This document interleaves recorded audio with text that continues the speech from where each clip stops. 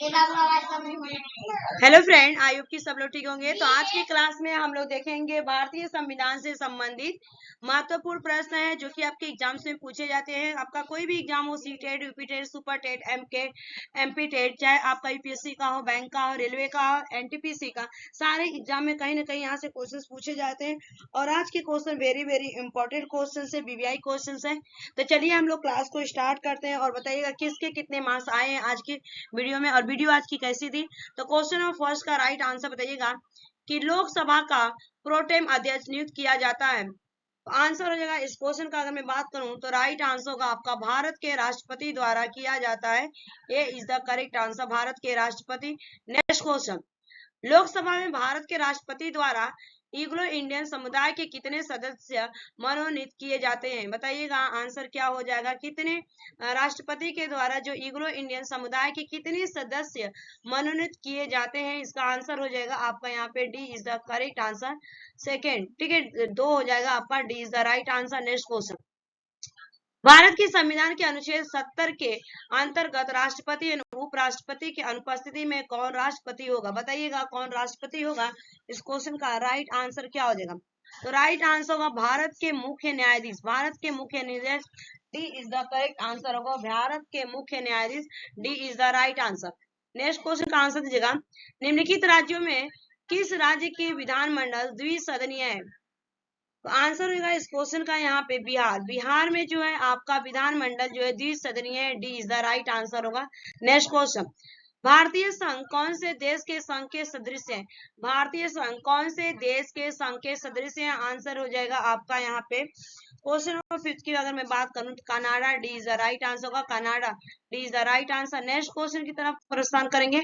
Next question, Bharat में केंद्र शासित प्रदेशों की कुल संख्या पूछा गया है कि भारत में केंद्र शासित प्रदेशों की कुल संख्या, आंसर हो जाएगा सी इज द करेक्ट आंसर, 7 है आपका, सी इज द राइट आंसर इस क्वेश्चन का।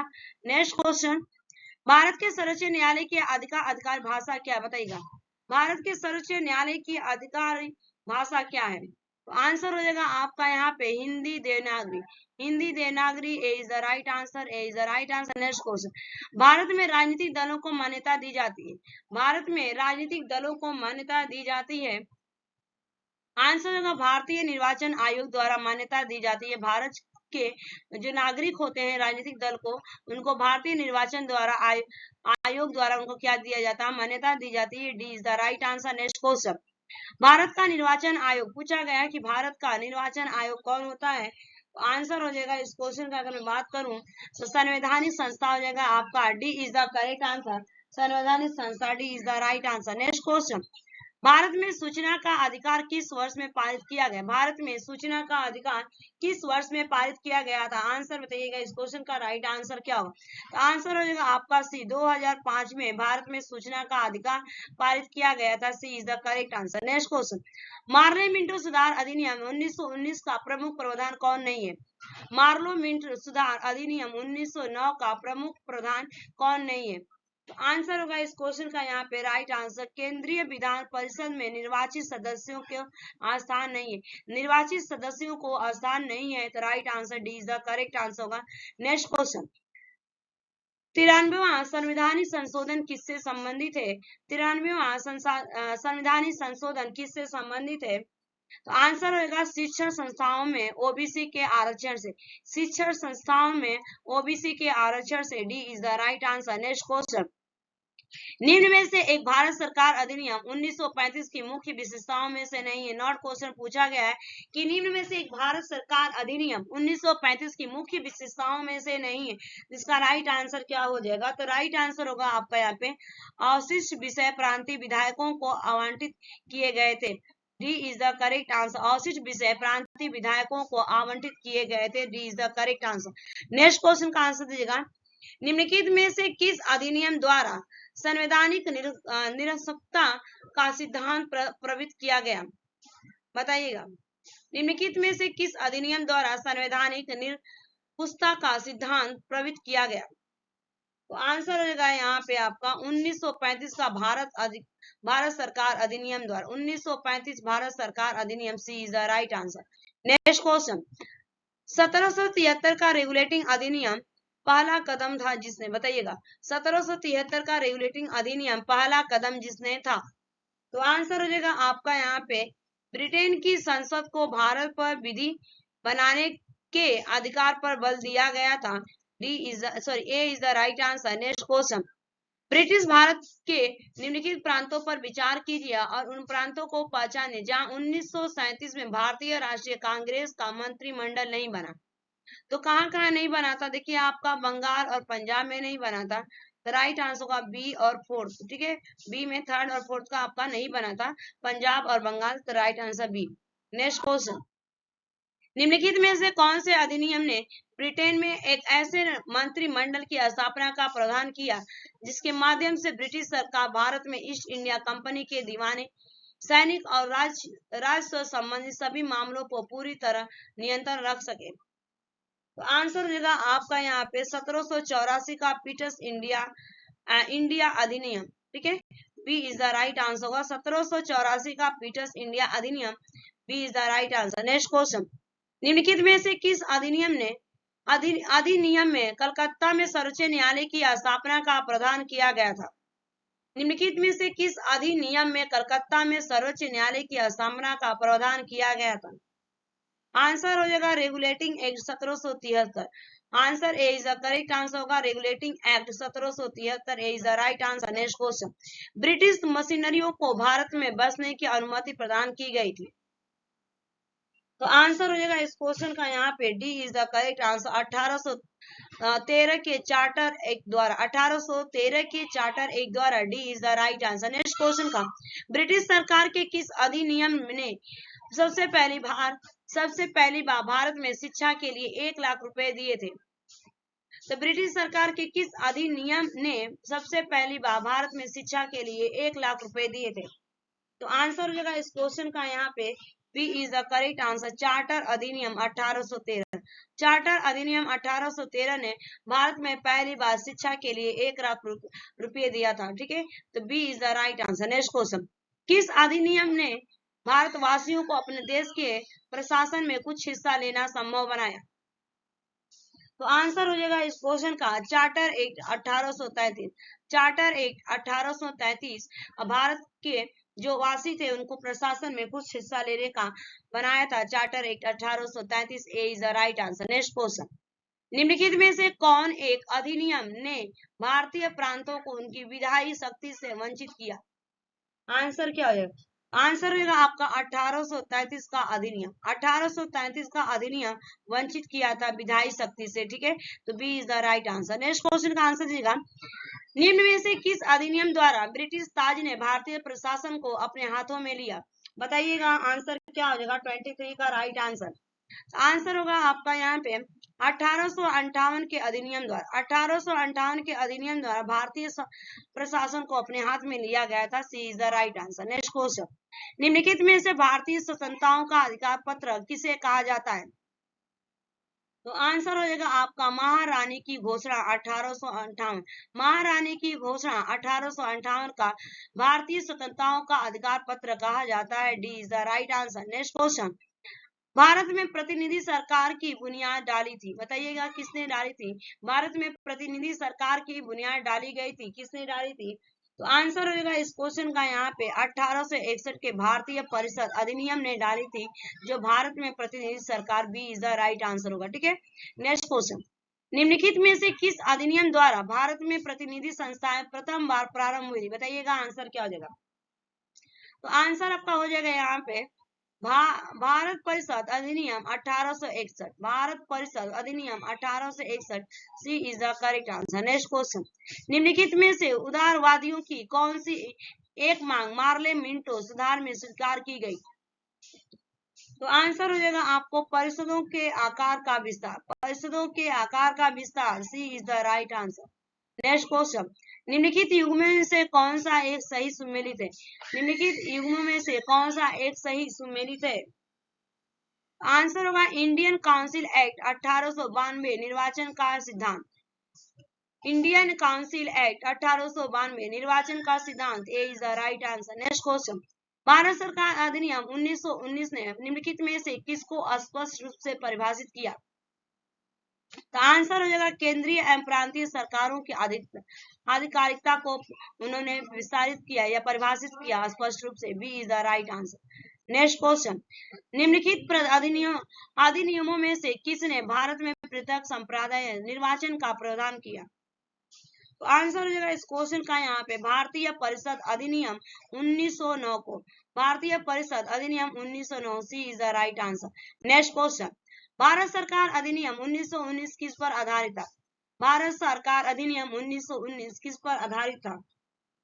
आंसर हो जाएगा आपका Montagu Chelmsford report, Montagu Chelmsford report. B is the right answer इस क्वेश्चन का, B is the correct answer. Next question, केंद्र में कौन सा एक द्विसदनीय विधायक लाया? केंद्र में कौन सा एक द्विसदनीय विधायक लाया? तो आंसर हो जाएगा यहाँ पे 1919 एक्ट ने लाया था। C is the right answer, 1919 act. Next question, 1919 के एक्ट के अंतर्गत द्वैध शासन से संबंधित निम्न वक्तव्यों में कौन सा एक सही है? तो राइट आंसर होगा इस क्वेश्चन का उत्तरादायी शासन की ओर यह प्रथम चरण था। उत्तरादायी शासन की ओर यह प्रथम चरण था 1919 एक्ट के अंतर्गत जो द्वैध शासन से संबंधित था। B is the correct answer. Next question, प्रांतों में आंशिक उत्तरदायी सरकारें निम्नलिखित में से किस एक एक्ट के अधीन गठित की गई थी? आंसर हो जाएगा आपका the government of India act 1919, the government of India act 1919। A is the right answer. Next question, प्रांतीय विषयों का केंद्रीय विषयों से पृथक करने के लिए जिस अधिनियम में पहली बार संवैधानिक नियम बनाए गए वह था?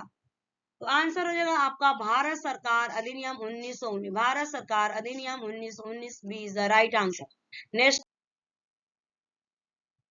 नेक्स्ट क्वेश्चन, 1919 के भारत शासन अधिनियम की निम्नलिखित में से कौन सी प्रमुख विशेषताएं?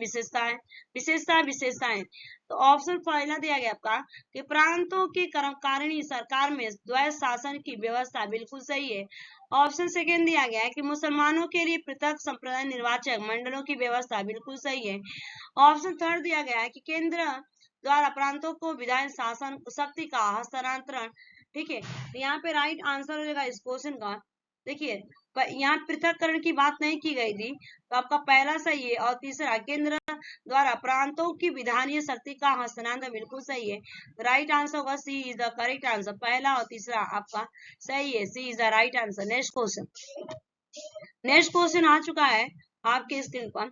सन 1919 के अधिनियम के अंतर्गत दी गई द्वैध शासन व्यवस्था में निम्नलिखित में से किस एक ने परिवर्तन के लिए संस्तुति की थी? बताइएगा।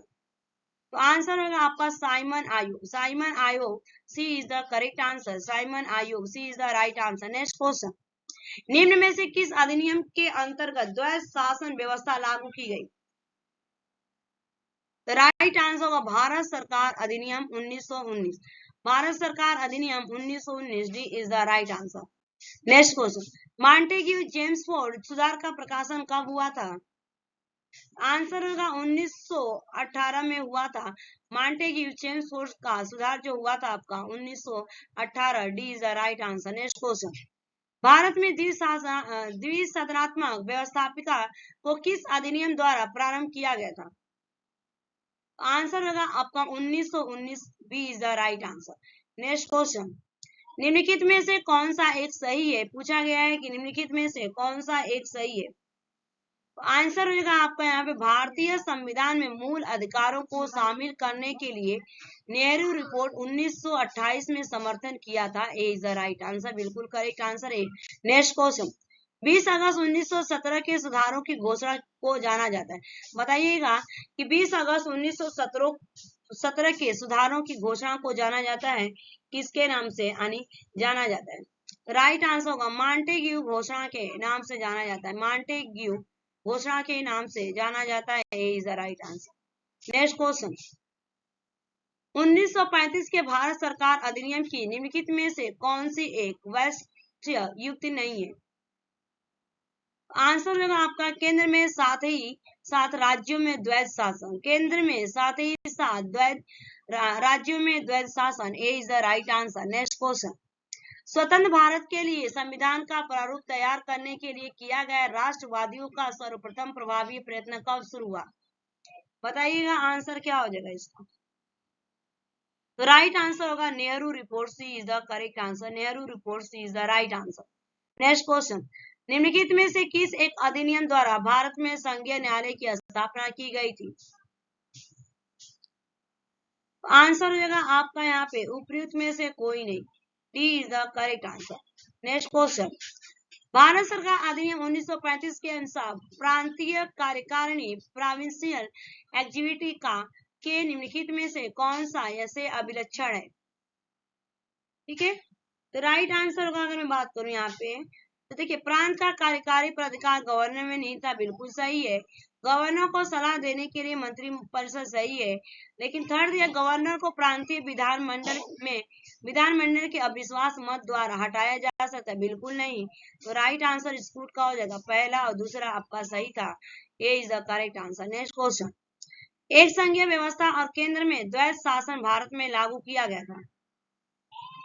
तो जो लागू किया गया था आपका 1935 के अधिनियम द्वारा लागू किया गया था, एक संघीय व्यवस्था और केंद्र में द्वैध शासन, C is the right answer.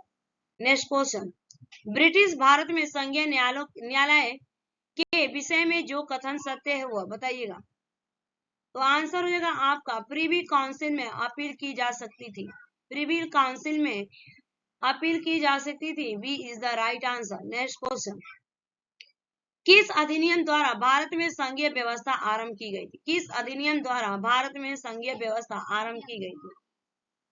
तो राइट आंसर होगा भारत सरकार अधिनियम 1935 में आपका भारत में संघीय व्यवस्था आरंभ या शुरू की गई थी, D is the right answer. Next question, निम्नलिखित में से किस एक अधिनियम ने भारत में संघीय शासन की व्यवस्था दी थी? तो शासन की जो व्यवस्था दी थी आपका भारत सरकार अधिनियम 1935, भारत सरकार अधिनियम 1935, C is the right answer इस क्वेश्चन के। ये आपके 50 क्वेश्चन कंप्लीट हो गए। Thanks for watching this video, bye bye, take care, have a nice day.